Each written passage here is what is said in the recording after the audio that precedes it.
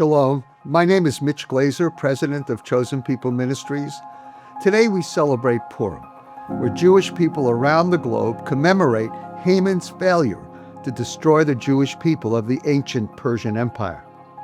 It's amazing to see how history repeats itself, isn't it?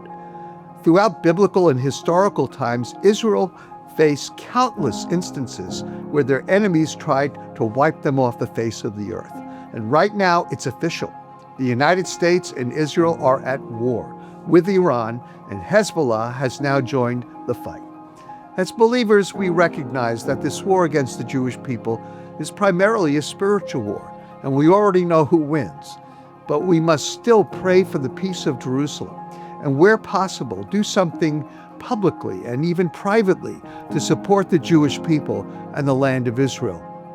You know, in the book of Esther, we see that God keeps his covenants with the Jewish people, and he stands against their earthly and heavenly enemies. In Ephesians chapter 6, the Apostle Paul, a Messianic Jew, told us that there is a battle in both heaven and on earth. So we need to be prepared for the battle. This war is in its early days, and the fact that it started on the Sabbath before Purim shouldn't be lost on any of us. As God used Mordecai and Esther to destroy those who sought to kill us, we believe the Lord will again have the victory. Israel's enemies will receive as promised in the covenant God made with Abraham, where he said to Abraham, I'll bless those who bless you, curse those who curse you, and through you all the families of the earth will be blessed. That's Genesis 12:3. The evil one is trying to destroy the Jewish people, so we would not be able to fulfill our destiny of bringing light and life to the nations of the world. But the devil has lost already. You know that. I continue to be in hourly contact with our Chosen People Ministries staff in Israel. They're huddled in bomb shelters and barely get to leave as missile warnings are coming every 10 to 15 minutes, giving them little relief from the threat and stress of being targeted by Iran. We don't know how long this conflict will last, but we're praying it will be short, and that the goals of the United States and Israel will be accomplished, bringing Israel lasting relief from the threat engineered by Iran, carried out by its proxies, Hamas, Hezbollah, the Houthis, and others.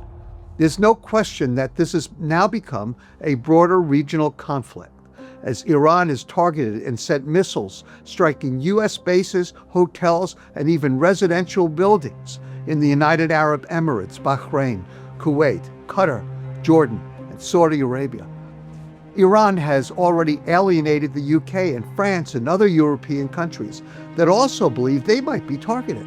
The situation is explosive and unfolding, yet Israel is still the focus of Iran's attacks. And as of now, Hezbollah has broken the peace agreement and has been steadily sending missiles into the northern part of the Holy Land. My heart especially goes out to our staff and to all Israelis whose lives are being so harshly disrupted by this rain of missiles falling upon them. We pray that most missiles will be intercepted by the Iron Dome and other defense systems, but some will get through, they always do, wreaking havoc and tragically claiming lives.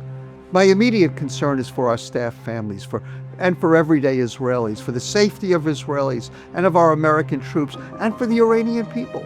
They deserve to be free from this oppressive regime that has been so hostile to both America and Israel since the fall of the Shah in 1979.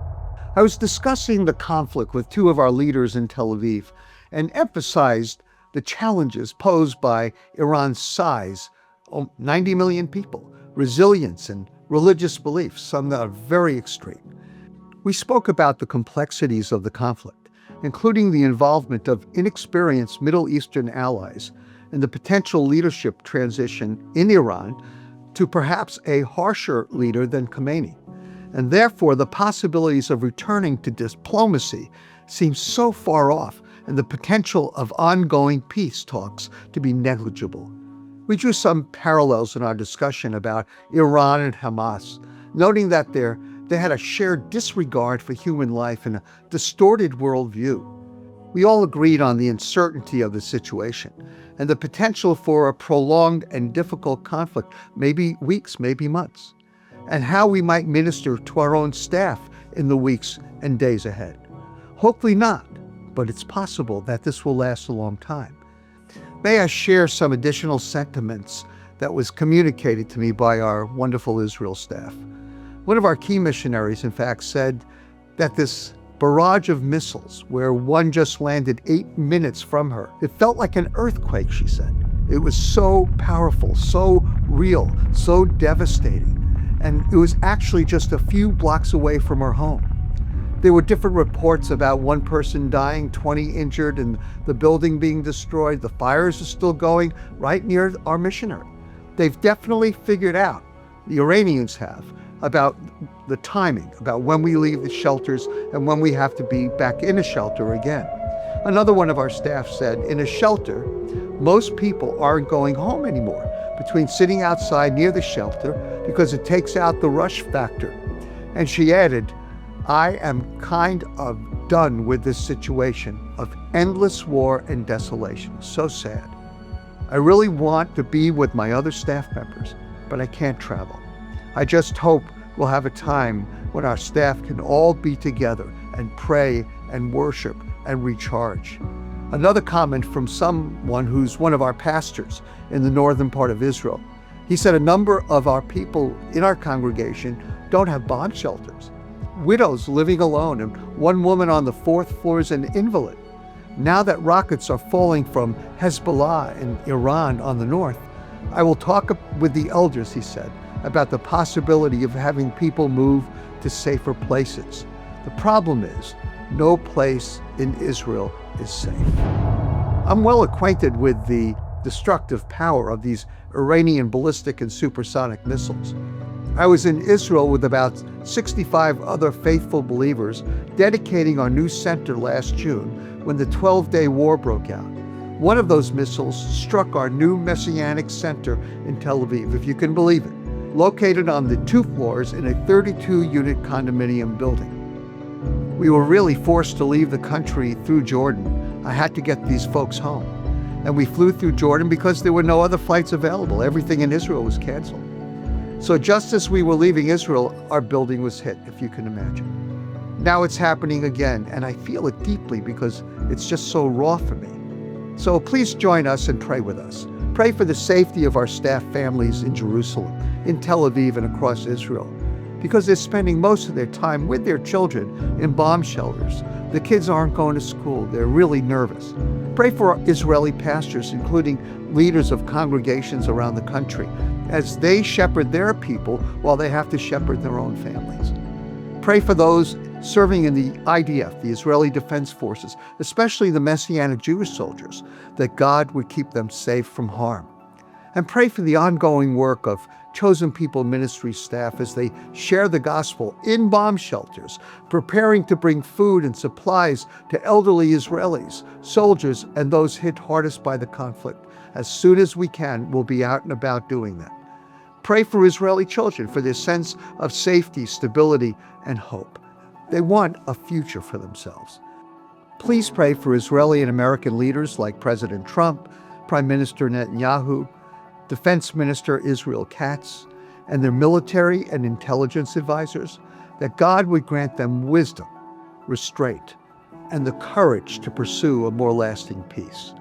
And pray for the Iranian leadership, that they would recognize the suffering their policies have brought upon their own people, and that God would bring about a change of heart and a change of power in the regime, that God would bring in new blood and those who are more sensible and reasonable. Pray that the Ayatollah's replacement will be a reasonable man and a man of peace. I don't have high expectations for this. The reputation of the person who looks like he will be the next Ayatollah was once known as the hanging judge. But God can still work even in his heart, can he? Pray for the Iranian people who have suffered for decades under an unjust and oppressive regime. Pray for their safety, well-being, and for the continued remarkable growth of an underground church, both within Iran and among Iranians all around the world. If you'd like to make a gift to our Rebuilding Israel campaign, please click our donation page link. Your gift will help rebuild people, places, and programs within Israel that are at the heart and center of your mission to the Jewish people's work in Israel. By God's grace, we'll continue to bring you updates about the war and what it means for our ministries in the Holy Land in the days ahead. Thank you so much for your faithful prayers, and help us as we serve the Lord in the U.S., Israel, and around the globe, bringing the life-changing message of the Messiah Jesus to the Jewish people.